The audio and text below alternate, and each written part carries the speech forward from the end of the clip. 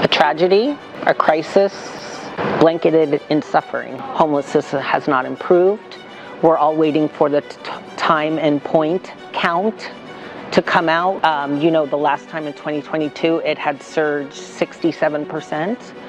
A lot of my information is anecdotal. However, we don't see evidence of $57 million on the streets.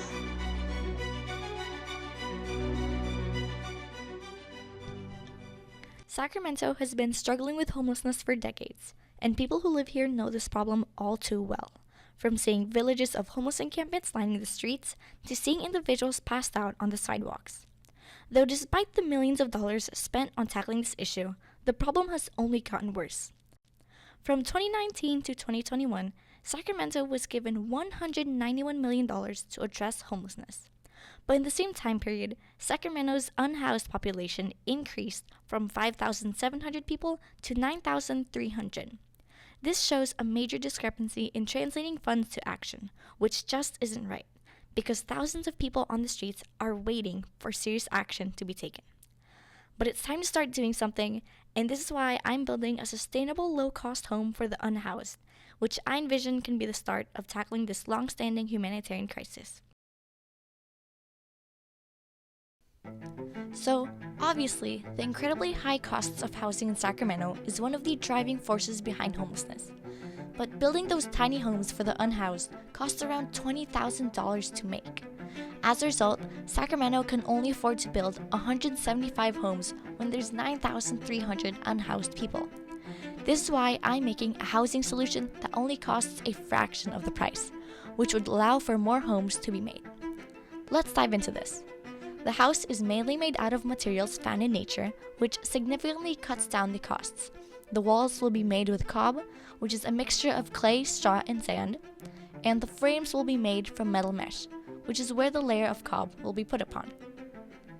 The floors will be panels of wood, and the entire house will sit on a flatbed trailer, which allows people to be able to move, especially when they are often asked to relocate by the police and other authorities.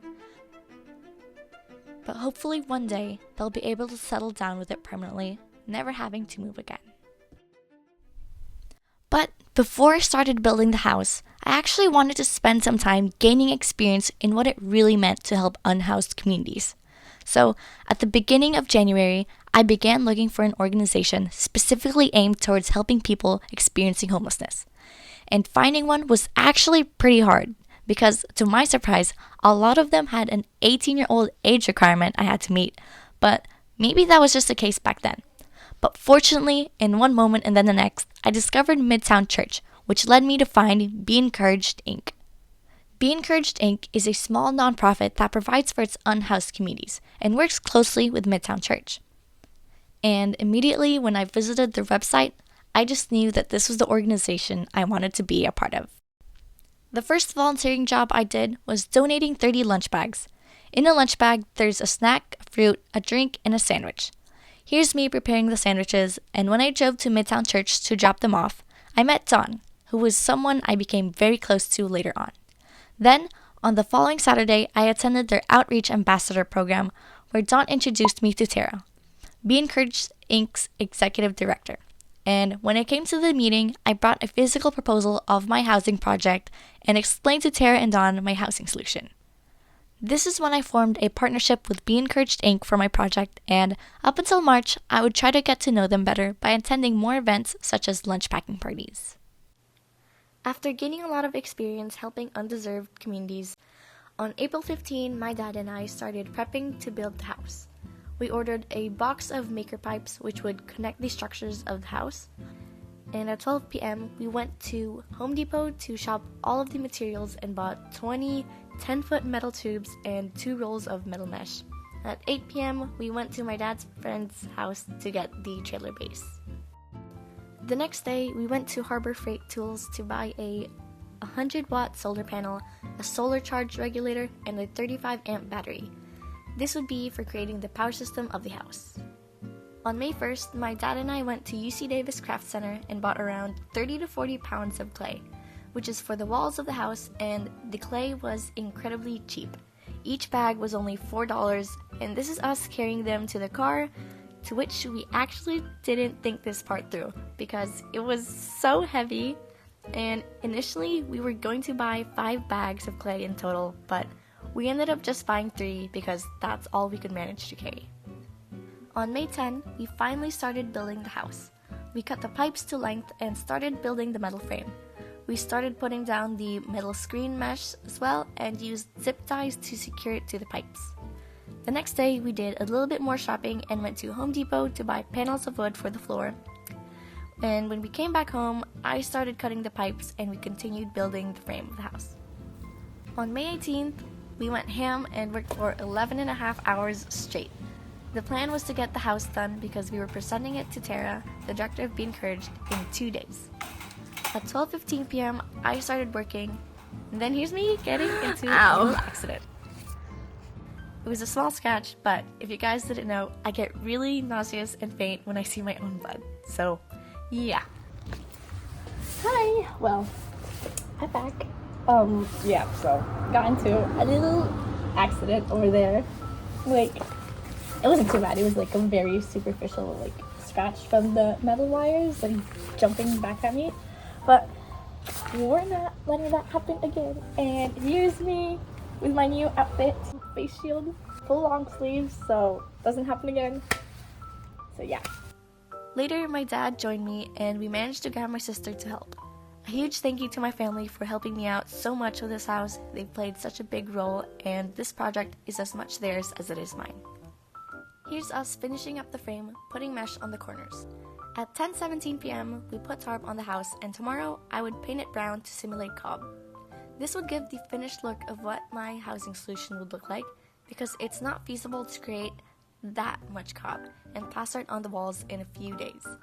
Cob is a very intensive process. With only manual labor, just a small batch of it takes 12 hours. This is why only the corners of the house would be covered with it, because only that much could be made. The following day, I painted the tarp light brown to simulate the cob, which ended up being a pretty good color match. Hi guys. So all done with the paint job, and now on to cob making.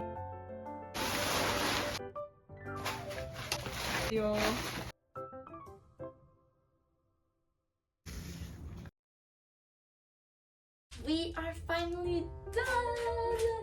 So we have the front 2 sides covered with clay, and then the paint actually matched with the clay pretty well. That took such a long time to do it. Thank you to my mom and my sister for helping me with making the cob. We'll be presenting, and I can't wait to see their reactions. So today is presenting day and also interview day. Super exciting. Here's my dad tying the house down, and we added carpet on the floor as a final touch. Note, just so you know, there's supposed to be a wooden wall at the back, but we weren't able to get that done. There was also supposed to be a solar panel at the top, but we couldn't mount it securely, and it would have simply flown off while we were on the road. So we left that at home. And when I presented it to my mentor and her colleagues, I mentioned these discrepancies. Overall, it ended up being a success. They were really touched with my project, and it was really sweet of them to commend me. Once I finished presenting, it was time for the interview.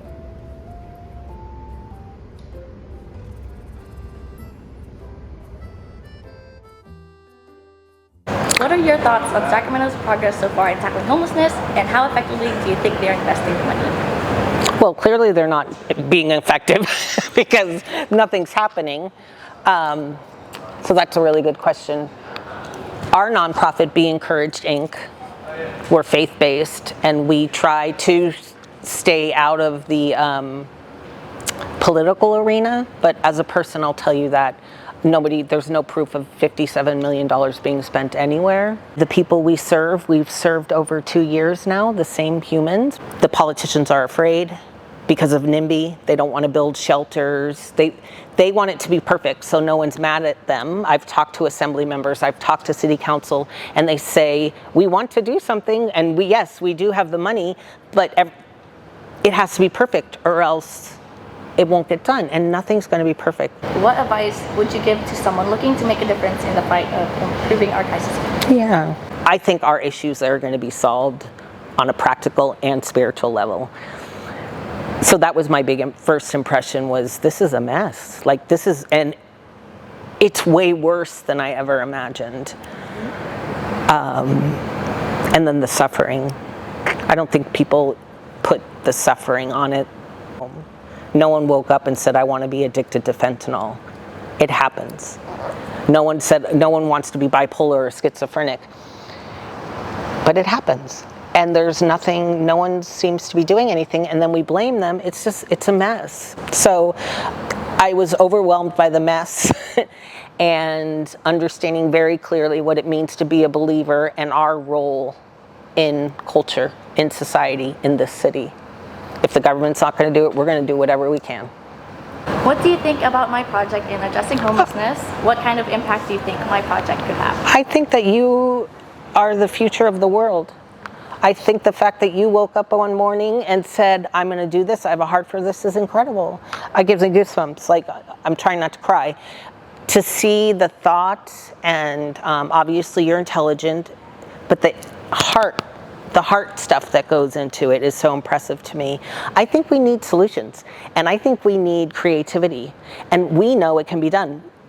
We have money available to us. If we had land, we could build a tiny home village, right? What if by chance they would accept your greenhouse on the river? That would be huge. It would be huge. There's third world conditions in our city: no running water, no sanitation, and then, you know, no reliable sources of trash, anything. So having a little bit of shelter and safety, especially for the elderly people, would be huge. I think that your project is amazing. I think anything that works as a positive solution towards a positive experience that can alleviate suffering is A1.